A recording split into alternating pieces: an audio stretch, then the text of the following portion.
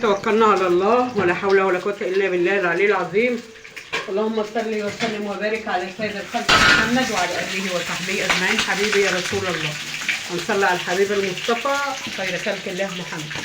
دي بقى تعالى هنا هنعمل ايه؟ دي بطاطس محمرينها، اللهم صل على النبي، ومكرونه حمراء. تعالى جايبي كده مكرونه حمراء جميله اهي بالسلطه والحبيب المصطفى. وطبعا حله السلطه دي بخليها جنبي، بحط في ايه؟ بحط في قلب الاطباق.